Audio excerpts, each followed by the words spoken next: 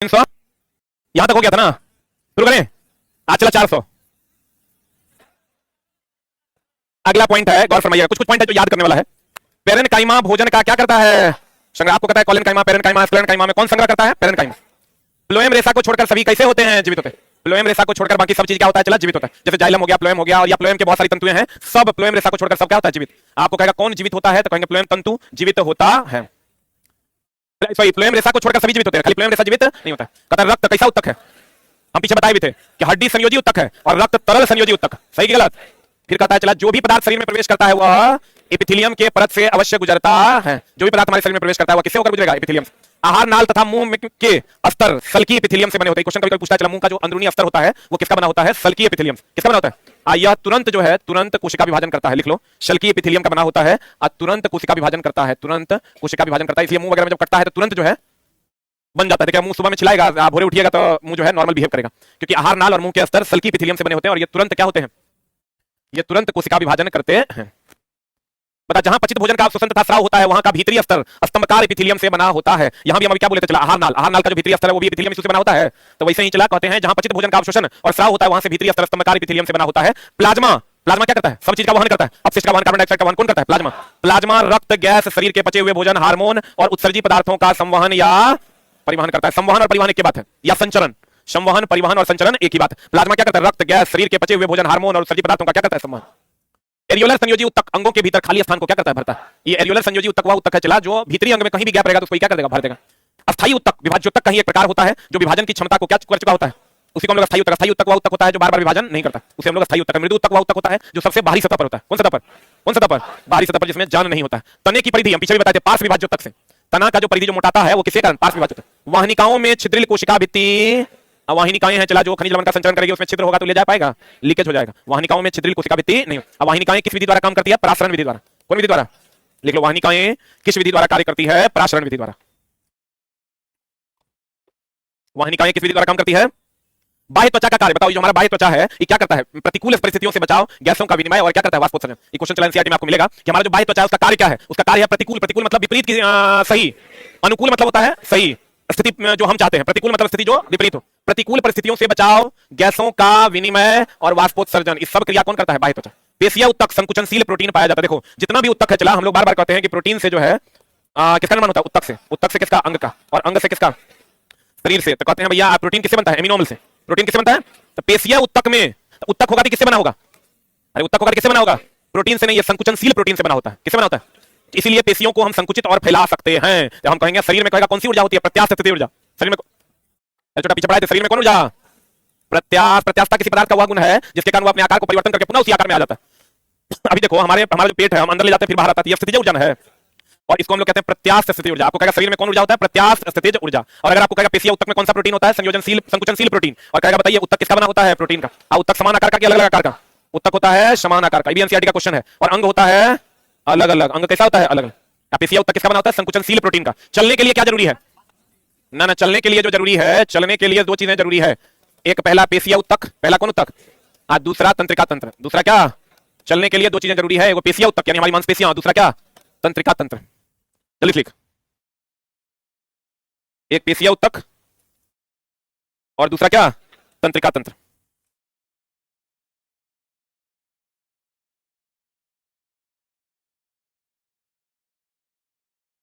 एक पेशीय उत्तक चला और दूसरा क्या? तंत्रिका तंत्र। ये चलने के लिए जरूरी है। पेशीय उत्तक में कौन प्रोटीन पाया जाता है? संकुचनशील प्रोटीन पाया जाता है। सहचर कोशिका में परिपक्वता के समय केंद्रक का क्या हो जाता है? लोप हो जाता है। अब बताओ मरुस्थलीय पौधे में जल ह्रास की दर की में कमी किस त्वचा से? क्यूटीन। क्वेश्चन तुमको पूछेगा कि मरुस्थलीय पौधे में जल का ह्रास कम होता है, क्यों? क्योंकि उसकी बाहरी परत पर क्यूटीन होता है। कौन होता है? क्यूटीन का काम है जल के ह्रास को क्या करना? जल के ह्रास को कम करना। यानी अगर मरुस्थलीय पौधे के बाहरी सतह पर क्यूटीन नहीं होगा तो जल का ह्रास तेजी से होगा। यहाँ जो स्थलीय पादप है उसमें क्यूटीन नहीं पाया जाता, लेकिन मरुस्थलीय पौधे के बाहरी सतह पर क्या पाया जाता है? क्यूटीन, जो जल के ह्रास दर में क्या लाता है? कमी, जिसके कारण मरुस्थलीय पौधे जिंदा रह पाते हैं। कॉर्क कोशिका में क्या? सुबेरिन के कारण जल तथा गैस का पारगम्यता समाप्त हो जाता है, मतलब आर पार नहीं जा पाता। आपको कहेगा कि कॉर्क कोशिका वैसी कोशिका होती है जिसमें सुबेरिन के कारण कोई भी गैस आर पार नहीं जा पाता है। किसके कारण? किसके कारण? एक कॉर्क और होता है चला जो ध्वनि का सबसे अच्छा अवशोषक है। कॉर्क के बारे में लिख लो, सबसे अच्छा ध्वनि का अवशोषक। ध्वनि का सबसे अच्छा अवशोषक। ध्वनि का सबसे अच्छा अवशोषक कौन है? कॉर्क। कॉर्क ध्वनि का सबसे अच्छा क्या है चला? अवशोषक है। कॉर्क ध्वनि का सबसे अच्छा अवशोषक है। कॉर्क कोशिका में क्या पाया जाता है? सुबेरिन। कॉर्क कोशिका में क्या पाया जाता है? अब भोजन कहां जमा होता है? पेरेनकाइमा में। कहां जमा होता है भोजन? कहां जमा होता है? पेरेनकाइमा। आप कहेगा मरुस्थलीय पौधों के बाहरी सतह पर क्या पाया जाता है? क्यूटीन। क्या पाया जाता है? आप फ्लोएम तंतु सजीव है कि निर्जीव? हाँ, सजीव की निर्जीव? फ्लोएम तंतु निर्जीव है। इसके अलावा सब में जान होता है, खाली फ्लोएम तंतु में जान। अब फ्लोएम का काम है खनिज लवण का क्या करना? संचरण करना। फ्लोएम का काम है खनिज लवण का संचरण करना। जिम्नोस्पर्म में जल संवहन उत्तक वाहिनिका में पाया जाता है। बताओ, वाहिनिकाओं में छिद्र होता है? छिद्र हो जाएगा, ले कैसे जाएगा? कहता जिम्नोस्पर्म में जल संवहन उत्तक वाहिनिकाओं में पाया जाता है। जिम्नोस्पर्म जितना है सब में संवहनी उत्तक में ही क्या पाया जाता है? जल। क्या पाया जाता है? फिर कहता है चला कॉल कोशिका में क्या पाया जाता है? सुबेरीन, जो गैसों के विनिमय को क्या करता है? रोकता है। अरस्तु ने जीवों का वर्गीकरण उनके स्थल, जल, वायु एवं रहने के आधार पर किया था। बताओ, बायोलॉजी के पिता कौन? अरस्तु। उन्होंने जो जीवों का वर्गीकरण पहली बार किया था वो किसके आधार पर? स्थल के आधार पर, जल के आधार पर, वायु और किसके आधार पर रहने का? बता दो, रेड डेटा हैंडबुक में प्लांट है कि एनिमल है कि दोनों है? जो लुप्त होने वाले हैं उनका संचय है। जैव विकास की अवधारणा सर्वप्रथम 1859 में किसने दिया था? डार्विन। डार्विन ने विकासवाद का सिद्धांत दिया था, जो अपनी पुस्तक द ओरिजिन ऑफ स्पीसीज में। जैव विकास का सिद्धांत डार्विन दिया था, लेकिन कितना ईस्वी में? 1859। चला, ईस्वी भी कुछ ही पूछता है जो एनसीईआरटी में दिया है, जो एनसीईआरटी में नहीं है उसे भी पूछता नहीं। तो कुछ इंपॉर्टेंट ईस्वी है, इसको जरूर याद रखें। इस किताब वर्गीकरण की आधारभूत इकाई क्या है? क्या है? कवक विषमपोषी यूकेरियोटिक है कि प्रोकैरियोटिक? यूकेरियोटिक। यूकेरियोटिक मतलब चला मैच्योर, विकसित। बोलेंगे हम जानते हैं कवक प्लस लाइकेन, कवक प्लस शैवाल बराबर बन जाता है क्या? लाइकेन। लाइकेन बनता है। आई लाइकेन को हम लोग प्रदूषण सूचक कहते हैं, क्योंकि ये कार्बन डाइऑक्साइड से क्या कर लेता है?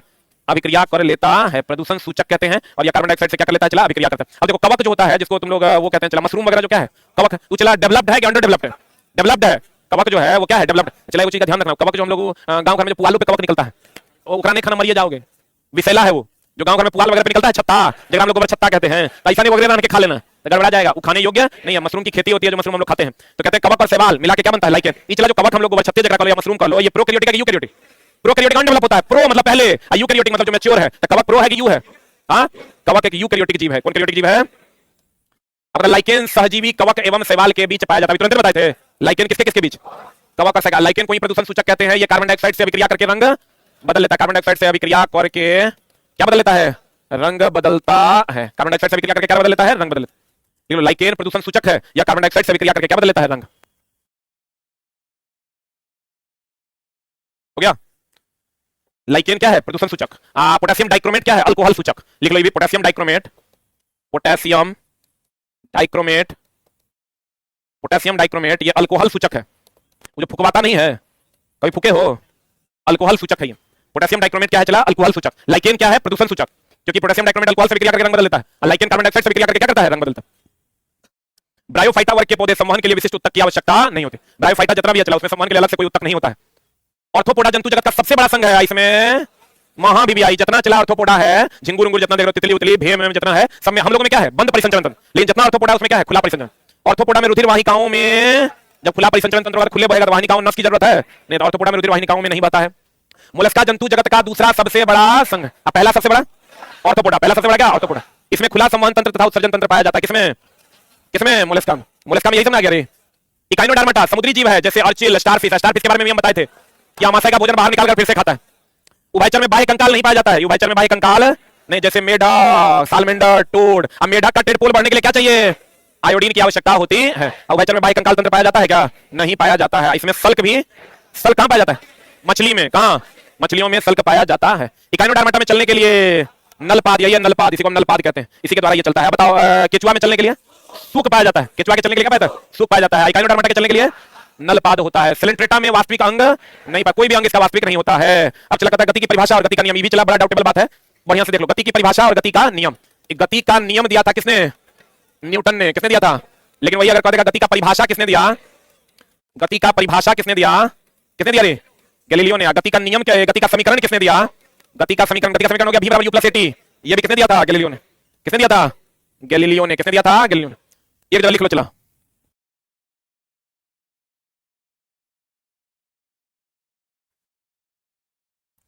हो गया? चलो चला, गति का नियम किसने दिया था? न्यूटन ने। गति की परिभाषा किसने दी? गैलीलियो ने। गति का समीकरण जो हम लोग कहते हैं ना, v = u + at, v² = u² + 2ac, सबके दिया था गैलीलियो। गैलीलियो एक बात और कहा था, सूर्य के चारों ओर कोई भी ग्रह दीर्घवृत्ताकार कक्षा में चक्कर लगाता है, ये कोपर्निकस कहा था। लेकिन उससे भी पहले जब जाइएगा ना, तो कोपर्निकस ने रहेगा, गैलीलियो के बारे में मारेंगे। बोलेंगे गैलीलियो का किसका खोज किया था? दूरबीन का। ये तो सबको पता होगा। न्यूटन। गति का नियम किसने दिया? न्यूटन ने। गति का नियम को कौन किताब में लिखा था? प्रिंसिपिया में। कितना में? 1687। बोलेंगे प्रिंसिपिया नामक पुस्तक में न्यूटन ने अपने गति के नियमों को लिखा था। गति का परिभाषा किसने दिया? गैलीलियो ने। गति का समीकरण किसने दिया? किसने दिया? गैलीलियो ने। यही ना समीकरण है। अब बल का समीकरण कौन दिया था? अरे F = ma जो है, बल का समीकरण कौन दिया था? न्यूटन ना। गति का समीकरण किसने दिया? गैलीलियो ने। देखो, गति की परिभाषा, दोनों बात है। गति की परिभाषा तथा समीकरण किसने दिया? गैलीलियो ने। ई लाइन जब चला किताब में चढ़ेगा ना, तो किताब में आ जाएगा जान, बच्चा इधर उधर हिलेगा नहीं। देखो दूसरा लाइन भी लिख दिया यहाँ, गति का नियम किसने दिया? न्यूटन ने। यहाँ देखो दोनों लाइन एक साथ है, यहाँ हम जैसे तुमको लिख के दिए हैं कि गति की परिभाषा और समीकरण दोनों किसने दिया? गैलीलियो। गति का नियम किसने दिया? न्यूटन। गति की परिभाषा और समीकरण किसने दिया? किसने? गैलीलियो ने। गति का नियम किसने दिया? न्यूटन। सही है। अनंत तल पर कोई पिंड उतनी ही ऊंचाई तक जाता है जितनी ऊंचाई से छोड़ा गया। कहता है अनंत तल पर कोई पिंड है उतनी ही ऊंचाई तक जाता है, अगर मान लो हम इसको उतनी ही ऊंचाई तक भेज सकते हैं जितनी ऊंचाई से ये छोड़ा गया। इतना कहने का मतलब यह है कि अगर कोई इंक्लाइन प्लेन है उस पर उतनी ही ऊंचाई तक हम किसी पिंड को धक्का देकर पहुंचा सकते हैं जितनी ऊंचाई से वो छोड़ा गया। कभी कोई क्वेश्चन ये भी पूछता है कि अगर कोई अनंत तल पर कोई पिंड लुढ़क रहा है इसमें कौन सी ऊर्जा होगी? स्थितिज ऊर्जा की गतिज ऊर्जा? बाप रे बाप, घोर बवंडर। अनंत तल पर तो ये चला हाइट भी है, गति भी ना है, अगर फिसल रहा है तो वेग भी है। इसका मतलब अनंत तल पर पोटेंशियल एनर्जी भी होगा, काइनेटिक, दोनों मिला के यांत्रिक ऊर्जा मैकेनिकल एनर्जी भी होगा। तो लिखिएगा अनंत तल पर, अनंत तल पर, अनंत तल पर कोई पिंड सरक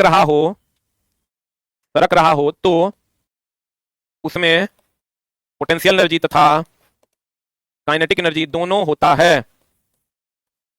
पोटेंशियल एनर्जी तथा काइनेटिक एनर्जी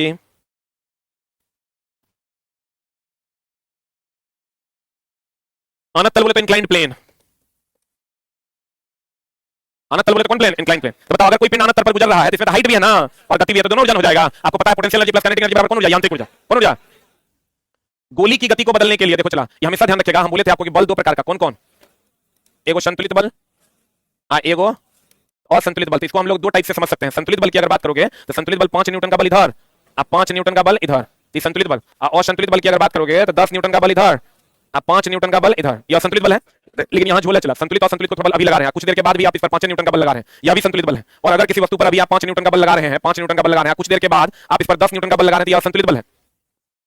बुझा रहा है? अगर एक तो दोनों तरफ 5-5 न्यूटन का बल लगेगा, ये भी संतुलित बल, इधर 10 इधर 5, ये असंतुलित बल। अगर अभी 5 लग रहा है, कुछ देर के बाद 10 लगने लगा, असंतुलित बल। और हमेशा 5 न्यूटन का बल लग रहा है, ये भी संतुलित बल। समझ में आ रहा है? एक स्टेप आगे जाकर हम देखते हैं। तो कहते हैं गोली की गति को बदलने के लिए, बताओ गति को अगर बदलना है, असंतुलित बल देंगे तब ना बदलेगा। तो कहते हैं गोली की गति को बदलने के लिए असंतुलित बाह्य बल और गोली की गति को एक रूप में बनाए रखने के लिए एक स्टेप ऊपर अगर हम जाते हैं तो हम ये समझेंगे। एक तो ये जानते हैं हम लोग कि भैया संतुलित बल है तो दोनों दिशा में बराबर तथा विपरीत लगेगा, इसमें गति नहीं होगा। इसमें गति होगा किधर की ओर? ज्यादा बल क्यों? अब संतुलित बल को अलग नजरिए से अगर हम देखते हैं 5 न्यूटन का भी लग रहा है, 5 न्यूटन का, फिर 5 न्यूटन का बल पर लग रहा है, वो संतुलित बल। अगर 5 न्यूटन लग रहा है, फिर 10 लग रहा है, फिर 15 लग रहा है, तो क्या है? क्या है वो? तब कह रहा है गोली की गति को बदलने के लिए, ध्यान दीजिएगा, गोली की गति को बदलना है तो पहले 5 लगाए फिर 10 लगाए, तो गोली की गति को बदलने के लिए असंतुलित बाह्य बल बोलने नहीं करेगा। और गोली की गति को एक रूप में बनाने के लिए संतुलित बाह्य बल की आवश्यकता होती है। जल्दी से लिख।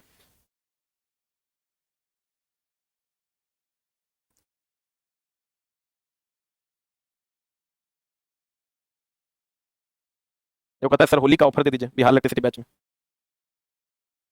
कोई ऑफर चला कभी नहीं आएगा।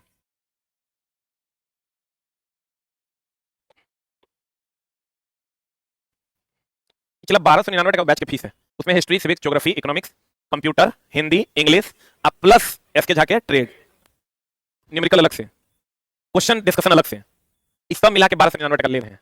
बहुत ज्यादा है तो है, हमारी फीस इतने रहेगा। जगह जे करना है लेना है लो ना, भाग यहाँ से। अरे चला बताओ, चला तो कैसे होगा? हिस्ट्री, सिविक, ज्योग्राफी, इकोनॉमिक्स चलेगा 20 एग्जाम तक। कंप्यूटर का चैप्टर वाइज क्वेश्चन डिस्कशन है, हिंदी का क्वेश्चन डिस्कशन है, ट्रेड का भी क्वेश्चन डिस्कशन का अलग से शेड्यूल लगा दिए हैं, अलग से भी सेट उसमें देंगे, अभी बहुत चीज उसमें डिस्क्लोज नहीं किया, 20 सेट अलग से दे रहे हैं। उसका डिस्कशन इसरो का, यूपीपीसीएल का जितना सेट अभी तक हुआ है उसका एक पेपर निकाल के देंगे बच्चा को, उसमें बारकोड रहेगा, जिसको जो क्वेश्चन दिक्कत रहेगा अपने से करेगा। उसके बाद जो टॉपिक का क्वेश्चन पूछा है उसका 10 क्वेश्चन अलग से करवाएंगे, एक प्रीवियस ईयर उसके रिलेटेड 5 क्वेश्चन। बहुत सारा काम उसमें चल रहा है, करेंगे तो पैसा दोगे तो कर देंगे, नहीं दोगे तो नहीं करेंगे, तो ठगेंगे तो हम ठगेंगे, फिर चला वैकेंसी फिर मिलेगा नहीं। तो तुम सोच रहे हो 500 टका में नौकरी हो जाए, उस सब नहीं होगा। चला तब दूसरा जगह कोर्स ले लो, हम कहां करें, हम रेस लो, हम तो चला कोई प्रचार नहीं कर रहे हैं, कोई प्रचार नहीं, चुपचाप आना है, पढ़ा देंगे, जगह ठीक लगेगा उनसे जुड़ जाएगा। बहुत लोग जुड़ रहा है, जिसको नहीं मन कर रहा है जुड़ रहा है, इसमें क्या दिक्कत है? हम तो कभी इसमें आए हैं कोर्स लेकर के, अभी लाइव रहता है, चला लाइव रहता है, हम चाहेंगे हम कोर्स लॉन्च करेंगे, देखो देखो आ गया, बीच में फंसा देंगे, ऐसा कुछ बोल रहे हैं हम। जगह लेना है लो, नहीं लेना है मतलब इसमें हम तो कहते हैं कोर्स एकदम ले लो ना, हमरा से पढ़ो, हम बढ़िया पढ़ाएंगे तो तेरी मजबूरी मैं हूं। आज से 5 साल पहले भी कोई हमसे पढ़ा होगा तो यही लाइन लिखते थे, बोर्ड पर चला बैच लिखते थे, एक दिन से दोबारा नहीं लिखते थे। लिखते क्या थे? आज से कोई 5 साल पहले भी पढ़ा होगा, वही मेरा रोल देखा होगा। ऐसा नहीं कि आज ये हो गया कल वो हो गया। 2016 में चला, 8 बजे क्लास लगता था ना, 16, 17, 18 में, तो लड़का 4 बजे भोरे से लाइन में लग जाता था। इसमें भी कोई बच्चा जरूर होगा जो 8 बजे वाला साइंस शनिवार वाला 4 बजे भोर में लाइन लगा होगा, कोई ना कोई होगा करेगा। पिछले बार ड्राइवर में इसका 0.5 से या पॉइंट समथिंग से नहीं हुआ, पूछो इससे। 2017 का बात बता रहे हैं, 8 बजे लेते थे हम डिस्कशन, 8 बज के 10 मिनट में आते थे। बच्चा कितना बजे आता था? 4 बजे, लंबा लाइन चप्पल पीछे में रख के बैठा रहता था। अब ना ऑनलाइन हो गया तो तुम कंटेंट को एक्सेस कर पा रहा है।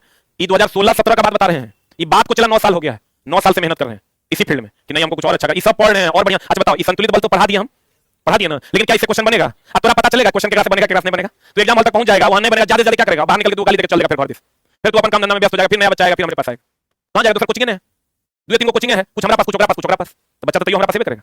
लेकिन चला हमारी जो रिस्पांसिबिलिटी हम अपन निभा रहे हैं कि नहीं, हमको जो टास्क दिया है बच्चा वो हम पढ़ा देंगे। जो रेगुलर पढ़ेगा वो पढ़ लो। हम तो बार बार मेरा कोर्स मत लो, फ्री का क्लास वो तो पढ़ लो।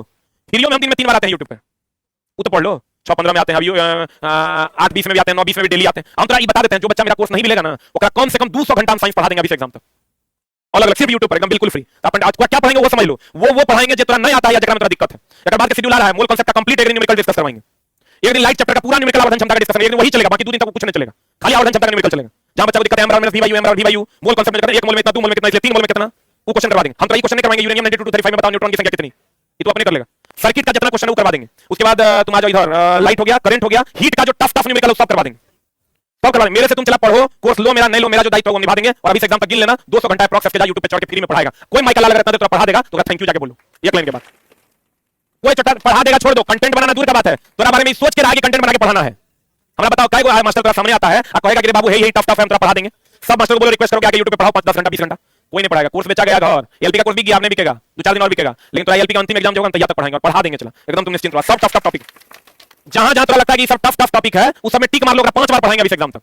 नहीं पढ़ाएंगे तो मैं कह रहे हैं चलो पढ़ाएंगे। अब बहुत जल्द हम तुम्हारे लिए मोल करते हैं, तो आओ हमारे पास, देखो तुम्हारी मजबूरी हाँ मैं तो आना पड़ेगा, ये बात एकदम लिख लो, एकदम गांठ बांध लो बढ़िया से डोरी लेके, ठीक ना। अब देखो अभी तुरंत हम बताए थे गैलीलियो ने क्या किया था। गैलीलियो ने क्या किया था, चला अब गैलीलियो ने गति का समीकरण दिया, गति का परिभाषा दिया, और गैलीलियो ने लोलक घड़ी का भी आविष्कार किया।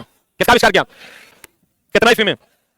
सर्वप्रथम गैलीलियो ने ही सभी ग्रहों के बारे में बताया कि वह सूर्य के चारों ओर चक्कर लगा, ना कि किसके, पृथ्वी के। हम तो बोले थे ना, कोपर्निकस भी बोला था कि सूर्य के चारों ओर कोई भी ग्रह दीर्घवृत्ताकार कक्षा में चक्कर लगाती है, जिसके फोकस पर कौन होता है, सूर्य होता है। अगर तुमको कह दे कि किसने कहा था कि कोई भी ग्रह सूर्य के चारों ओर, पृथ्वी के सूर्य के चारों ओर बहुत सारे ग्रह है, ये सर्वप्रथम ये बात किसने कही थी, गैलीलियो ने। लेकिन अगर गैलीलियो ने रहेगा तो कोपर्निकस मारना, कोपर्निकस ने रहेगा तो केपलर मारना। क्या मारना, केपलर, क्योंकि केपलर ने क्या दिया था, ग्रहों का नियम।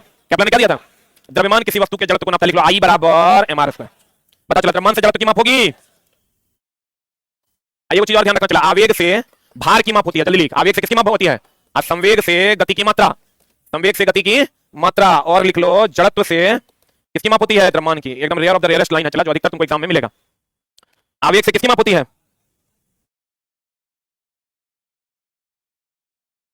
हो गया।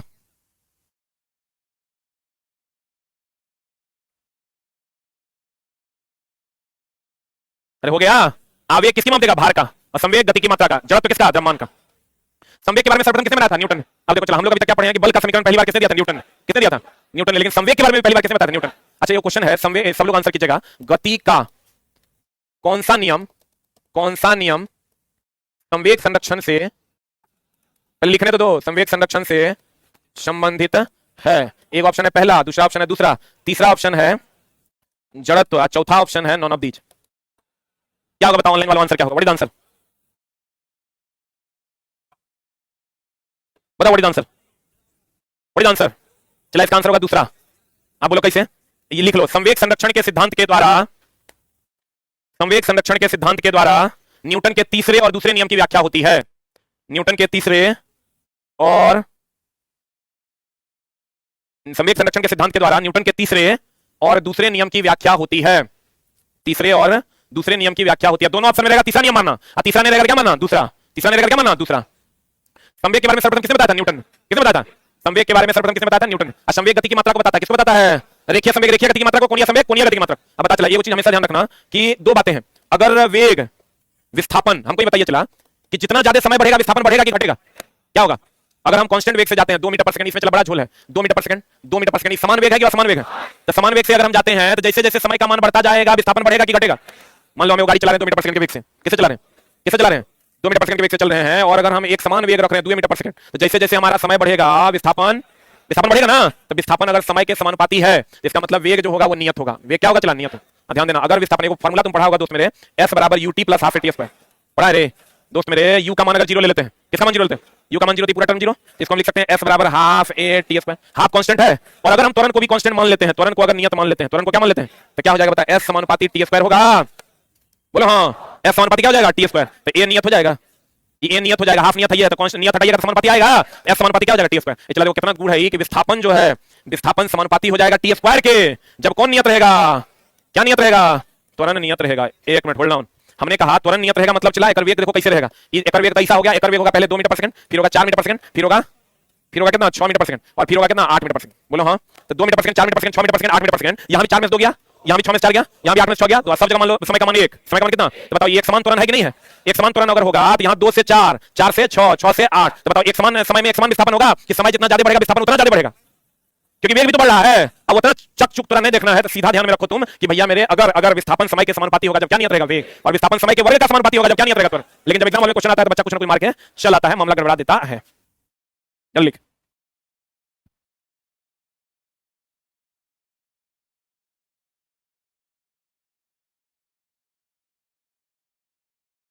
हो गया? अरे हो गया। विस्थापन समय के समानुपाती होगा जब क्या नियत रहेगा वेग, अब विस्थापन समय के वर्ग का समानुपाती होगा जब क्या नियत रहेगा त्वरण। क्लियर है? तो चला जब क्वेश्चन देगा ना तो अपने अपने हिसाब से देख लेना। क्वेश्चन कहेगा बताइए जब कोई पिंड नियत त्वरण से गतिमान है तो वेग विस्थापन समय के वर्ग का समानुपाती होगा, समय का समानुपाती होगा, समय के रूट का समानुपाती होगा, क्या मारेंगे? समय के वर्ग का समानुपाती होगा। ये दोनों पॉइंट चला यहां लिखा हुआ है, विस्थापन समय का समानुपाती जब क्या होगा एक समान में, आप विस्थापन समय के वर्ग का समानुपाती जब एक समान क्या होगा त्वरण। क्लियर है? अब कहते हैं चला किसी निश्चित बल के लिए द्रव्यमान त्वरण के, किसी निश्चित बल के लिए द्रव्यमान त्वरण के क्या होता है, कैसे? हाँ, द्रव्यमान त्वरण के भी समानुपाती होगा। इसका झोल है, चला अभी तक हम लोग क्या पढ़े हैं, F बराबर ma पढ़े हैं। अब किसी निश्चित बल के लिए, यानी बल कांस्टेंट है, बल क्या है, कांस्टेंट है, तो बल जब कांस्टेंट हो जाएगा तो द्रव्यमान और त्वरण के बीच क्या संबंध होगा, m बराबर F बाय a। m ये नियत है, और निश्चित बल है यानी नियत है ना, तो नियत हटा देंगे तो कांस्टेंट आ जाएगा, तो समानुपाती हो जाएगा। ये चला ये रसगुल्ला है, रसगुल्ला। हम लोग खाली क्या पढ़े हैं, बल जो है वो त्वरण के समानुपाती होगा, बल जो है वो त्वरण के क्या होगा, क्यों होगा समानुपाती, ये जानते हो क्यों? क्योंकि चला बल जो है त्वरण के समानुपाती होगा जब द्रव्यमान नियत रहेगा, जब m क्या रहेगा, नियत। कल चला एक बड़ा बढ़िया क्वेश्चन था, वो क्वेश्चन पर हम लोग 1 घंटा 40 मिनट तक बहस किए, तो सामने वाला को हम भी समझा पाए, सामने वाला भी समझ पाया। मतलब कल मेरा 12 से 1 कंप्लीट बर्बाद हो गया उस क्वेश्चन। अब बोलो क्या क्वेश्चन था? ये क्वेश्चन था जब किसी भी मशीन की दक्षता महत्तम होगी, हम लोग पढ़ते हैं ना कॉपर लॉस आयरन लॉस के बराबर होगा, पढ़ते हैं ना। आइए क्वेश्चन ये है कि मशीन की दक्षता महत्तम होगी, तुम्हारे लिए भी इंपॉर्टेंट है। क्वेश्चन था मशीन की दक्षता महत्तम कब होगी? एक ऑप्शन था जब आयरन क्षति ताम्र क्षति के बराबर होगा, और दूसरा ऑप्शन था जब ताम्र क्षति आयरन क्षति के बराबर होगा। लड़का कहेगा कि अंतर कुछ ही है गुरुजी, एकदम क्या अंतर है, बताओ क्या होगा आंसर? 90% मास्टर गड़बड़ा देगा। कोई है, कोई भी, कोई सी कुछ ना कुछ तुम मारिए लेगा, दो भाई है, तू मार लो ए, बगल वाला को लो बी, लेकिन चला ऐसे में तो काम चलेगा नहीं। एक बात बताओ, अब ध्यान देना, ताम्र क्षति जो है, कौन क्षति चला, कौन क्षति, ताम्र क्षति क्या, ताम्र क्षति की अगर हम बात करें, कौन क्षति की बात करें, चला ताम्र क्षति की अगर हम बात करें, कौन क्षति की बात करें, ताम्र क्षति बदलता है लोड के साथ, करंट देते हैं बदलता है, बदलता है मतलब ये वेरिएबल है। और लोह क्षति जो होता है ये अस्थिर होता है, अस्थिर होता है मतलब ये नियत होता है। बोलो ने क्या होता है, ये नियत होता है। तो एक बात बताओ, लेकिन जब चला बहुत सारे टीचर को भी इसमें दिक्कत होता है, होगा ही, इसलिए दिक्कत होगा। देखो मैथ का कितना छोटा सा कॉन्सेप्ट है ये। हमको ये बताओ, एयर है कांस्टेंट ना, हमको ये बताओ हम लोग क्या लिखते हैं, x बराबर 2 कि 2 बराबर x? हमेशा वेरिएबल को लेफ्ट साइड में रखते हैं और कांस्टेंट को राइट साइड में रखते हैं, हमेशा वेरिएबल को लेफ्ट साइड में और कांस्टेंट को राइट साइड में। अब हमको ये बताओ कौन है वेरिएबल, ताम्र क्षति को रखेंगे लेफ्ट में, और कौन है कांस्टेंट, लोह क्षति, यानी ताम्र क्षति बराबर लोह क्षति। समझ में आया? जब भी लिखेंगे लड़का को ओम का नियम का ग्राफ दे देगा, ओम रुक जा, ओम के नियम का ग्राफ दे देगा, कहेगा बताइए ओम के नियम अनुसार कौन सा सही है, यहां दे देगा वोल्टेज, यहां दे देगा करंट, या सेम ग्राफ दे देगा, यहां दे देगा वोल्टेज, यहां दे देगा करंट। रूल ये है चला कि जो वेरिएबल होगा, जो कांस्टेंट होगा, जो क्या होगा, कांस्टेंट होगा वो एक्स एक्सिस पर रहेगा, जो वेरिएबल होगा वो कहां रहेगा, वाई एक्सिस। ये रूल है, उसके हिसाब से आई को हम जब भी रखेंगे कहां रखेंगे, एक्स एक्सिस पर, अभी को जब भी रखेंगे कहां रखेंगे, वाई। याद ना रहे तो पहले एक्स की पहले वाई, एबीसीडी में पहले एक्स तब वाई, पहले आई तब भी, इस शॉर्टकट हुआ। लेकिन चला याद ये रखना कांस्टेंट को हमेशा किस एक्सिस पर, एक्स पर, वेरिएबल को हमेशा कहां, वाई पर। तो बताओ कौन ग्राफ सही है, पहला कि दूसरा? पहला graph is the right answer. बोलो ने बड़ी सब। चला अगली बात है, यहां आप समझ लीजिए, कहते हैं किसी निश्चित बल के लिए हम लोग हमेशा ध्यान करते हैं चला कि बल समानुपाती होता है किसके, त्वरण। बल समानुपाती किसके, त्वरण। लेकिन चला ये हमेशा ध्यान रखना कि अगर हम लोग कहते हैं पापा बराबर बेटा बटा दुश्मन, बेटा बटा क्या दुश्मन, तो ये बढ़ेगा तो ये घटेगा, कंडीशन सप्लाई ये कांस्टेंट होना चाहिए। हम हमेशा बच्चों को बताते हैं ये घटेगा तो ये बढ़ेगा, ये कांस्टेंट होना चाहिए, ये बढ़ेगा तो ये बढ़ेगा, ये कांस्टेंट होना चाहिए, ये बढ़ेगा तो ये बढ़ेगा, ये क्या होना चाहिए। अब क्वेश्चन क्या है, निश्चित बल क्या कर रहा है, क्वेश्चन क्या कर रहा है, चला कर रहा है किसी निश्चित बल के लिए, यानी बल का मान नियत हो गया, बोलो मैं नहीं करेगा। तो एफ बराबर क्या होता है, एम ए, बोलो हाँ, एम बराबर हो जाएगा एफ बाय ए, बोलो हाँ। यहां से ये चूंकि एफ कांस्टेंट है, एम व्युत्क्रमानुपाती 1 बाय ए हो जाएगा, बोले मैं नहीं करेगा। ये क्वेश्चन चला बड़ा बढ़िया पूछता है, पी बराबर होता है एम इंटू भी, बोले मैं नहीं करेगा। तो आपको कहेगा बताइए संवेग और वेग का अनुपात किसके बराबर होता है, द्रव्यमान के। संवेग और वेग का अनुपात किसके बराबर, याद दे देगा, संवेग और द्रव्यमान का अनुपात किसके बराबर, बुझा रहा है। तो वैसे ही अगर दे दिया तुमको बल और त्वरण का अनुपात द्रव्यमान के बराबर, बोले मैं नहीं करेगा, बुझा रहा है। और अगर बल का मान निश्चित है, इसका मतलब द्रव्यमान त्वरण के क्या है, व्युत्क्रमानुपाती। किसी निश्चित बल के लिए द्रव्यमान त्वरण के क्या है, व्युत्क्रमानुपाती है। क्लियर है। मकर ध्वज किसके रूप में चला, मकर ध्वज के रूप में हम लोग किसको जानते हैं, एचजीएस को। खाली एचजी का अगर बात करेगा, खाली एचजी का, इसको क्या कहते हैं, पारा, इसी को कहते हैं पारद, इसी को कहते हैं हाइड्रारजिरम, हाइड्रारजिरम। जीराम, इसी को कहते हैं क्विक सिल्वर। क्या कहते हैं चला इसको? कौन सिल्वर? Quick silver. और कौन धातु? द्रव धातु। चला पूरे पीरियोडिक टेबल में दुए गो तत्व है जो द्रव अवस्था में है, एगो पारा, एगो ब्रोमीन। चला नाम है, कुछ खास नहीं है। मकर ध्वज जो है ये क्या है? नाम है। अब बताओ, कोयला को कहते हैं द्रव सोना, और किसको कहते हैं? पेट्रोल को। पेट्रोल को कि पेट्रोलियम को? पेट्रोलियम और कोयला को क्या कहते हैं? द्रव सोना। आज सफेद सोना किसको कहते हैं? प्लेटिनम को। सही है ना? बोलो।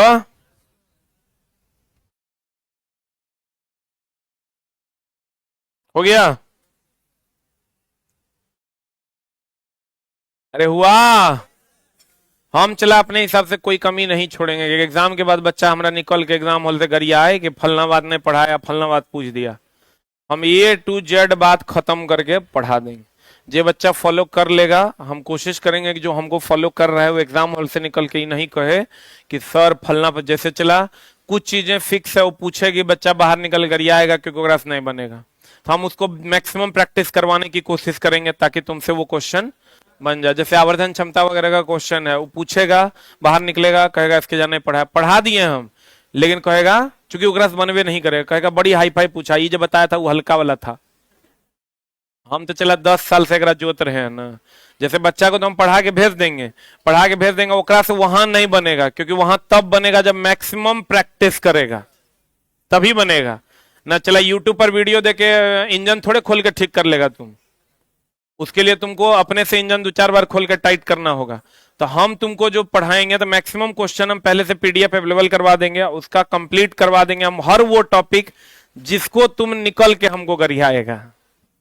ठीक ना? तू कुछ नहीं करेगा, बाहर निकलेगा, पट पट पट पट पट पट पट पट चलाएगा। तो हम कहेगा अरे ये बड़ी बोलता था, ये वो क्वेश्चन ने लड़ा हम एक को छोड़ेंगे तब ना तू हमरा कहेगा।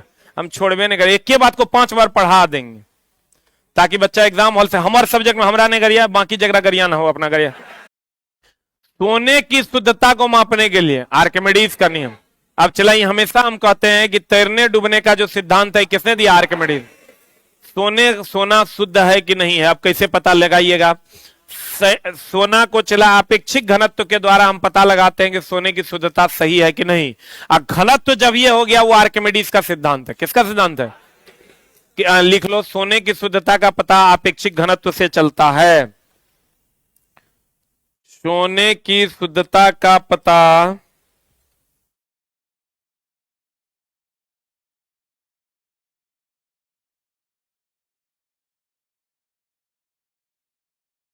अपेक्षिक घनत्व से चलता है। सोने की शुद्धता का पता किससे चलता है? चला अपेक्षिक घनत्व। और ये किसका सिद्धांत है? आर्किमिडीज का। किसका सिद्धांत है?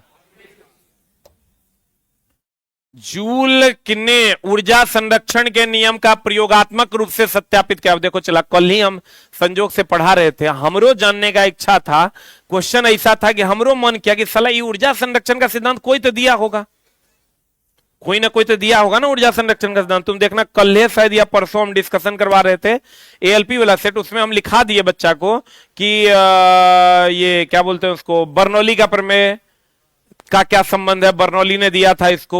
वेंचुरी मीटर के बारे में किसने बताया? बर्नौली ने बताया। आर्किमिडीज ने तैरने डूबने के बारे में बताया। तो एक ऑप्शन वगैरह में था ऊर्जा संरक्षण का सिद्धांत, तो हम वहां नहीं लिख पाए क्योंकि मेरे नॉलेज में ये बात नहीं था कि ऊर्जा संरक्षण का सिद्धांत दिया किसने था। ऊर्जा संरक्षण का सिद्धांत और के देगा? चला, ऊर्जा कैसे मतलब जूल है, जूले ने देगा। तो ऊर्जा संरक्षण का सिद्धांत कौन दिया था? जूल ने। बल को खोजा था न्यूटन ने। किसने? संवेग को भी पहली बार खोजा था किसने? न्यूटन। किसने खोजा था? इसीलिए तो संवेग संरक्षण का सिद्धांत सीधा न्यूटन के तीसरे नियम से संबंधित है, बोलवे नहीं करेगा। और चला, हम कहते हैं ऊर्जा का, जूल का ऊर्जा संरक्षण का नियम। ऊर्जा संरक्षण का नियम क्या है? ऊर्जा ना तो उत्पन्न की जा सकती है, ना ही नष्ट की जा सकती है। ऊर्जा एक रूप से दूसरे रूप में बदली जा सकती है। इतना रट रट के तुम्हारा हालत खराब है, 100 बार पढ़ लिया, ऊर्जा एक रूप से दूसरे रूप में बदली जा सकती है, ऊर्जा ना तो उत्पन्न की जा सकती है, ना ही नष्ट की जा सकती है। पढ़ा है कि नहीं? लेकिन अभी जानो कि ऊर्जा संरक्षण का सिद्धांत किसने दिया था? जूल ने। उन्होंने ही इसको क्या किया था, सत्यापित भी किया था। कहते हैं जूल ने ऊर्जा संरक्षण के नियम का प्रयोगात्मक रूप से सत्यापित किया तथा ऊष्मा के यांत्रिक तुल्यांक के मान का भी क्या किया, खोज किया। ऊष्मा का यांत्रिक तुल्यांक जो होता है, ये तुल्यांकी भार से संबंधित है, इसका भी खोज किसने किया था, जूल ने। ऐसे भी चला, एगो ध्यान रखना, ऊष्मा और ऊर्जा की बात करें ना, क्या कर बात करना है, जूल का। किसका बात करना है, आई देखो ना, चला ऊष्मा का ऊर्जा का कार्य का, इस सब का सही मात्रा क्या है, जूल। ऊष्मा का ऊर्जा का कार्य का, इस सब का सही मात्रा क्या है, जूल।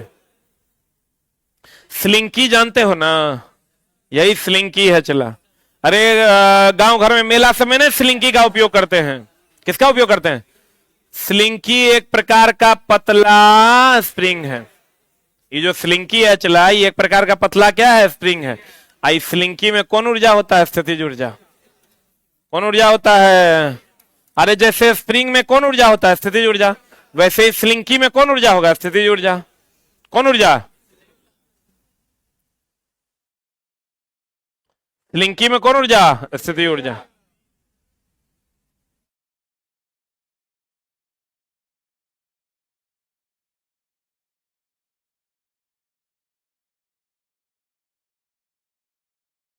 हो गया।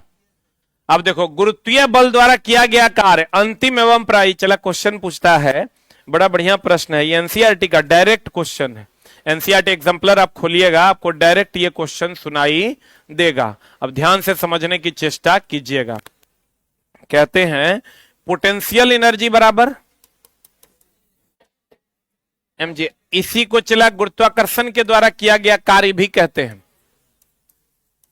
गुरुत्वाकर्षण के द्वारा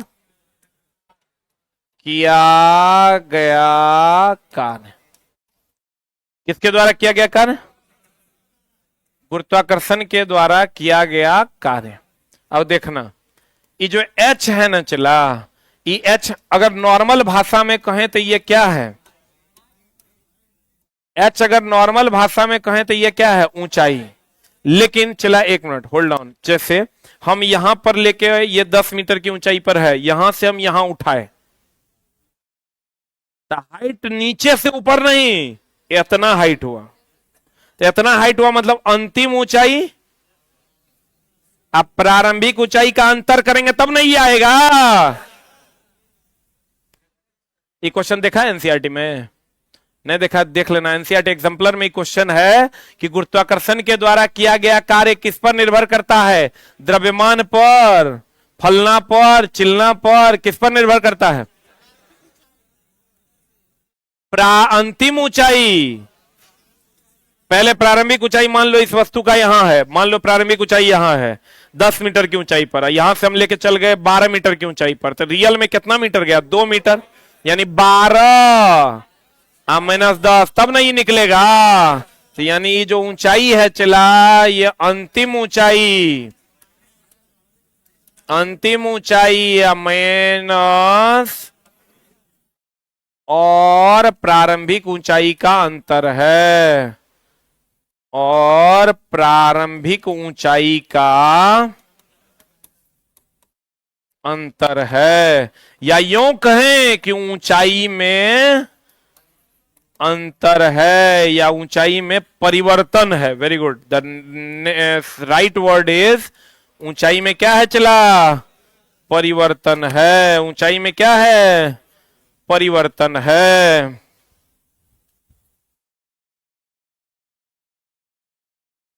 चल लिख,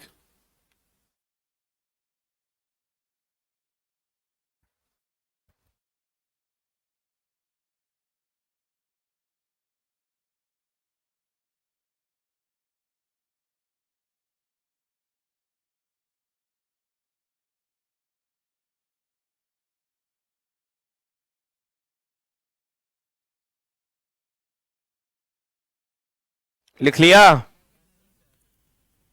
एच क्या है चला, सामान्य शब्द में कहे तो क्या है, ऊंचाई है, और अगर सही शब्दों में लेकर चलें तो अंतिम ऊंचाई और प्रारंभिक ऊंचाई का क्या है, अंतर। एनसीईआरटी का क्वेश्चन है,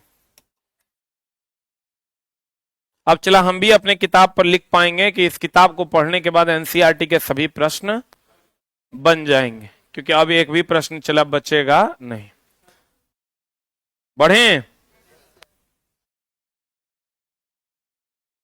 आई तो जानता होगा चला गुरुत्वाकर्षण के विरोध में किया गया कार्य ऋणात्मक की धनात्मक, और सपोर्ट में धनात्मक।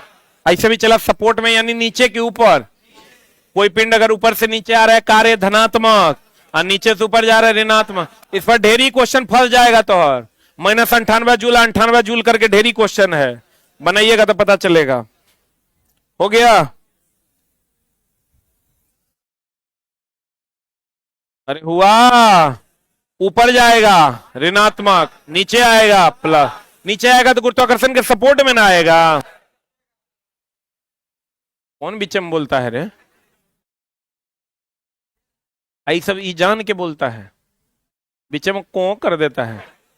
गुरुत्वीय बल द्वारा किया गया कार्य अंतिम एवं प्रारंभिक ऊंचाई के अंतर पर निर्भर करेगा, या ऊंचाई में परिवर्तन कहेंगे तो वो क्या बात ना है। 10 पर था 12 पर ले गए तो ऊंचाई में परिवर्तन कितना का हुआ? 2 का।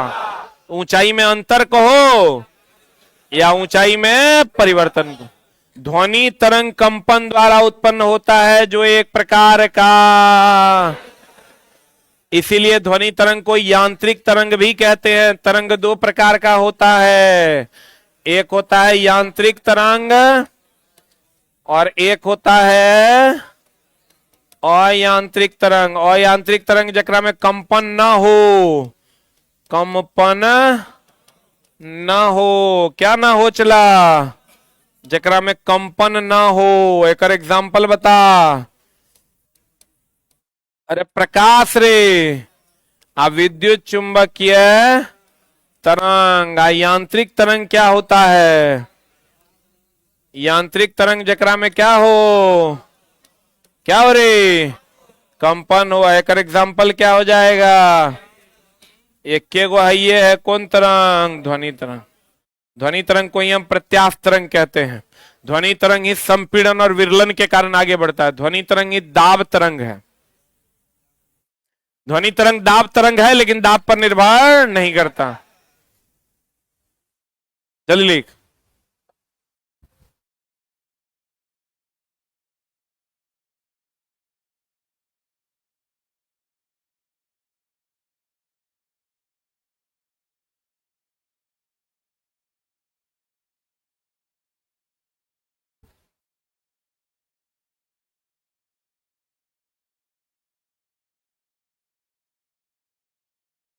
हो गया? अरे हो गया। ये समझे कि नहीं समझे? इसका मतलब हम कर सकते हैं ध्वनि तरंग कंपन द्वारा। ध्वनि तरंग किसके द्वारा? ध्वनि तरंग किसके द्वारा? यहां से अगर इसको पकड़ोगे तो ध्वनि तरंग जो है वो कंपन द्वारा कौन तरंग है? यही लाइन में लिखा है रे। ध्वनि तरंग कंपन द्वारा उत्पन्न होता है जो एक प्रकार का, ध्वनि तरंग कंपन द्वारा उत्पन्न होता है जो एक प्रकार का यांत्रिक ऊर्जा या यांत्रिक तरंग है। कौन तरंग है? यही कह देगा ऊष्मीय तरंग अणुओं की गति से उत्पन्न होता है जो अणुओं की गतिज ऊर्जा है। कौन ऊर्जा है? ऊष्मा गति से कि गतिज ऊर्जा से? किससे? ध्वनि संचरण के लिए माध्यम की आवश्यकता होती है, निर्वात में ध्वनि का संचरण नहीं हो। अब चला इसलिए आप कहोगे ई लाइन डायरेक्ट क्यों लिखे हैं सर? इसलिए लिखे हैं चला कि डायरेक्ट लाइन मेरे किताब में एगो लाइन को हटा के 2-3 लाइन है ओकरा हटा के ई लाइन पुट करेंगे, क्योंकि ई लाइन डायरेक्टे पूछता है किसके तरंग के लिए, किसके गमन के लिए माध्यम की आवश्यकता नहीं है। हर्ट्ज देखो चला, ये हमेशा ध्यान रखना। प्रकाश विद्युत प्रभाव का नाम सुने हो ना? प्रकाश विद्युत प्रभाव की कहानी है, कौन किया था? इसकी व्याख्या कौन किया था? व्याख्या किया था आइंस्टीन। किसने किया था? इसने इससे न्यूटन के कण गुण की व्याख्या होती है। इससे न्यूटन के कण गुण की व्याख्या होती है। कण गुण की व्याख्या होती है। इससे न्यूटन के कौन गुण की व्याख्या होती है? कण गुण की। जल्दी लिख।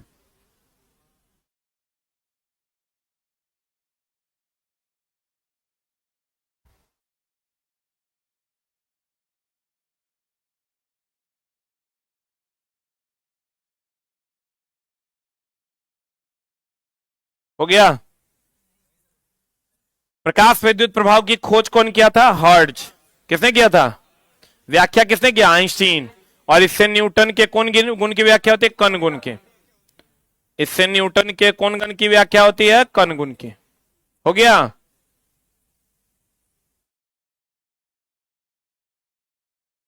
कौन गुण की व्याख्या होती है? चला कण गुण की। बढ़े बढ़े हो। अब कहता है देखो, ध्वनि संचरण के लिए माध्यम की आवश्यकता होती है। हर्ट्ज ने प्रकाश विद्युत प्रभाव की जिसकी व्याख्या किसने किया? आइंस्टाइन। अब कहते हैं एक देखो चला, यहां टोन और स्वर अलग अलग है। लड़का इसको मिला देता है, क्वेश्चन आता है, टोन को स्वर मार देता है, स्वर को टोन मार देता है। गड़बड़ नहीं करना। एकल आवृत्ति की ध्वनि को क्या कहते हैं? टोन। अनेक आवृत्ति की ध्वनि को स्वर कहते हैं। जैसे संगीत के 7 स्वर हैं, 7 टोन नहीं है। अगर एक से अधिक है स्वर है और एक है तो टोन है। याद ना रहे तो इसे याद रखो, सा रे गा मा पा धा नी सा, इस संगीत के स्वर हैं। संगीत 7 स्वरों से मिलकर बना हुआ है। इसका मतलब स्वर में एक की अनेक, नोट में टोन में टोन। जैसे सा एक टोन है, रे एक टोन है, गा एक टोन है। बोलो न रे, सा रे गा मा, ये टोन है, लेकिन सब मिला के क्या है? स्वर है। तो क्या कहते हैं? गौर फरमाइएगा। एकल आवृत्ति को क्या कहते हैं? एकल आवृत्ति की ध्वनि को क्या कहते हैं? टोन। अनेक आवृत्ति की ध्वनि को क्या कहते हैं? स्वर। अनेक आवृत्ति की ध्वनि को क्या कहते हैं? क्या कहते हैं? स्वर। आई जो हम लोग लिखते हैं, सा रे गा मा पा धा नी, नी इतने में 7 हो गए। 1 2 3 4 5 6 7। बोलो न रे। एकरा इधर से इधर आने पर आवृत्ति बढ़ता है। आवृत्ति क्या होता है? चला बढ़ता है। लिख जल्दी भाई। हाँ कोई बात नहीं, इधर देखो न, गया वो बोरा में। इधर इधर देख, लाइन वाइन कटा होगा। बारिश हुई है, रहा है क्या? पावर ऑफ हो गया। कोई बात नहीं, इधर देखो न। चला दिक्कत होता है तो यूट्यूब खोल लो। लिख लिया? कभी कभी नहीं चला, भर दिन पढ़ाते हैं, एक बार कोई उल्टा बोल देता है, इतना ना गुस्सा आ जाता है कि मन करता है गर्दन उतार दे। प्यार से मांगोगे जान दे देंगे, लेकिन ई जो कहोगे कि धमका के दे देंगे तुरा, हम तुरा पे हंस लेंगे, हम ये सब नहीं कर पाओगे कभी नहीं। वो अगला जन्म लेना पड़ेगा एक और, क्योंकि हम चला खुद के लिए मेहनत करते हैं। और तब जब कोई चू चैं करता है ना, मन करता है छोटा, अपना तो कुछ किया नहीं जीवन में, जो मेहनत करता है तू क्या करता है? ओकरा पे खाली बैठ के हंसेगा। अभी तो और अपना करने का समय है, 2 महीना में उखाड़ पाता है कुछ तो उखाड़ के दिखाओ। समझा? ता एक टोन है। ता एक क्या है? सारे गामा पादा निसा स्वर है। तब ने कहते हैं संगीत के 7 स्वर हैं। तो अगर कहेगा एकल आवृत्ति की ध्वनि को क्या कहते हैं? टोन। कहेगा अनेक आवृत्ति की ध्वनि को स्वर। एकल आवृत्ति की ध्वनि को, एकल आवृत्ति की ध्वनि को, अनेक आवृत्ति की ध्वनि को टोन और स्वर। समझा?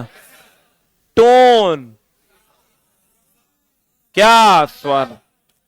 अब कहते हैं चला, किसी एकांक क्षेत्रफल पर 1 सेकंड में गुजरने वाली ऊर्जा को ध्वनि की तीव्रता कहते हैं। 1 सेकंड में एकांक क्षेत्रफल से जो ध्वनि गुजरेगा उसी को ध्वनि की क्या कहते हैं? तीव्रता। आइए हमेशा ध्यान रखिएगा, ध्वनि की तीव्रता जो है आई समानुपाती होता है ए स्क्वायर के। याद रखिएगा, आई जो है वो ध्वनि की तीव्रता है।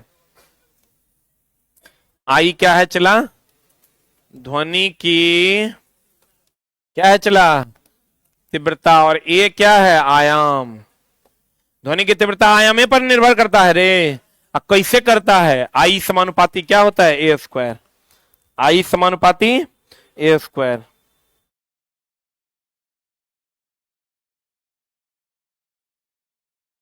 आई समानुपाती क्या होता है चला ए स्क्वायर। आई ध्वनि की क्या है तीव्रता, ए क्या है आयाम, ए क्या है आयाम, आई क्या है तीव्रता। तीव्रता ध्वनि के आयाम के वर्ग का क्या होता है समानुपाती। 5 वर्ष से कम आयु की बच्चे तथा कुत्ता 25 किलो हर्ट्ज तक का ध्वनि क्या कर सकता है सुन सकता है। अब देखो चला हम लोग कहते हैं कि 20,000 हर्ट्ज तक की ध्वनि ही ना हम लोग सुन पाते हैं। कितना हर्ट्ज 20 हर्ट्ज से लेकर अब 20,000 हर्ट्ज ना श्रव्य है, क्या है चला श्रव्य है। एक बात बताओ बूढ़वा सुतल रहता तो हम लोग थोड़ा बहुत भी चक चुक कीजिएगा तो नहीं उठेगा। एक बार बच्चा के पास चक चुक करके देखना। कभी ऐसा किसी के मुंह से सुना है हे बूढ़वा सुतल है कुछ बोलो, वो सुतल है ओकरा सुनाइए नहीं देता है। आज देखना सब कहता हे हे हे।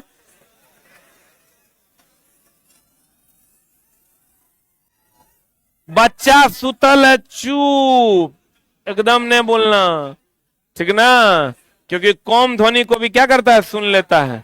कटकाबिल बच्चा रहेगा तो ऐसे मारेगा। 5 वर्ष से कम आयु का बच्चा ये कितना हर्ट्ज तक 25 किलो हर्ट्ज तक की ध्वनि सुन सकता है। ये कम भी सुनेगा और ज्यादा भी सुनेगा। कितना आइए बताओ 20,000 हर्ट्ज को हम लोग 20 किलो हर्ट्ज लिख सकते हैं। यही ना मनुष्य के लिए श्रव्य ध्वनि है। यह मनुष्य के लिए कौन ध्वनि है श्रव्य। चूहा चमगादड़ पराध्वनि उत्पन्न कर सकता है एवं सुन भी सकता है और डॉल्फिन भी, और ये शिकार भी करता है इसी से। बोलो न रे पराध्वनि का उपयोग, पराध्वनि मतलब अल्ट्रासाउंड मतलब 20,000 हर्ट्ज से ज्यादा का उपयोग धातु के ब्लॉक के दरारों का तथा अन्य दोष का पता लगाने के लिए किया जाता है। कोई भी अगर मेटल सीट है चला अगर उसमें दरार आ गया है ना तो उसको हम अल्ट्रासाउंड से पता कर लेते हैं। बोलो कैसे, बोलो ना कैसे।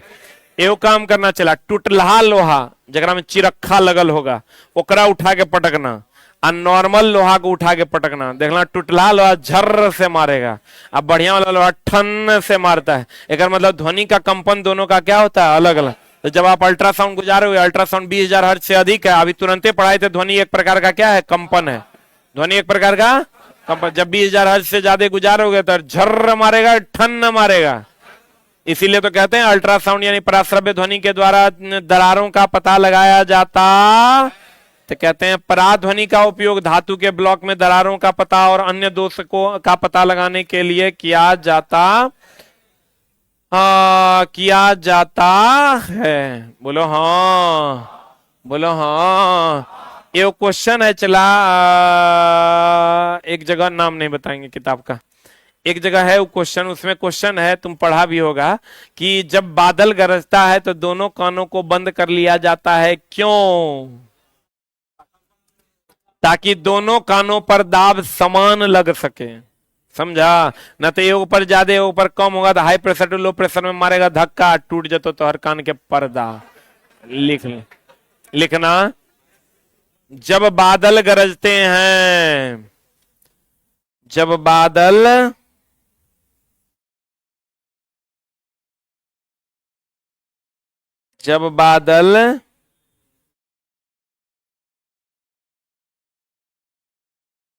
एक लड़का देखो की लिखता है कौन कौन दोस्त है जो जब बादल गरजते हैं तो दोनों कानों के पर्दों को, दोनों कान को बंद कर लिया जाता है, दोनों कान को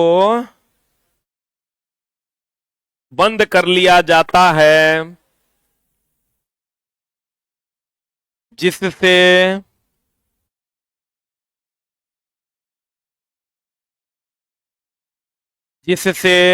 दोनों कानों पर समान दाब लग सके, जिससे दोनों कानों पर कैसा दाब लग सके, समान दाब लग सके। कैसा दाब लग सके चला, समान दाब लग सके। इसलिए हम कान के पर्दों को क्या कर देते हैं, बंद कर देते।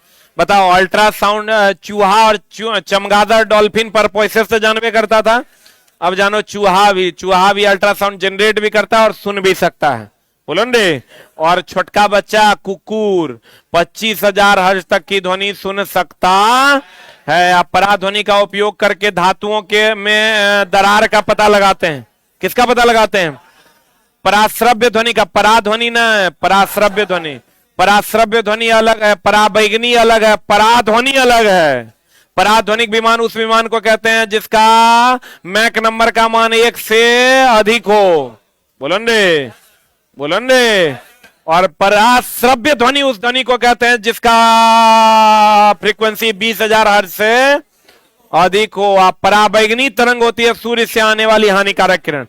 पराध्वनि, पराश्रव्य तरंग, पराबैगनी किरण सब अलग अलग है। ऑप्शन में दे देगा तो गड़बड़ाना नहीं। पराबैगनी किरण एक किरण है, पराश्रव्य ध्वनि एक ध्वनि है, और मैक नंबर एक पराध्वनि एक कंडीशन है ध्वनि का महत्तम होने का। बोलवे नहीं करेगा। बताओ, चूहा पराध्वनि सुनेगा और उत्पन्न भी करेगा। बोलो रे। अब बताओ, पौधों में खाद्य पदार्थ का संग्रह किसमें होता है? पैरेन्काइमा में। किसमें होता है? जाइलम तंतु में जान होता है, फ्लोएम तंतु में जान नहीं होता है। जाइलम तंतु में तो होवे करता है, फ्लोएम तंतु में जान नहीं होता। होता है। अब पौधे अपना भोजन कहां संग्रहित करते हैं? पैरेन्काइमा में। कहां? पैरेन्काइमा में अपना भोजन संग्रहित करते हैं। क्लियर है? हाँ। आज की कार्रवाई यही था।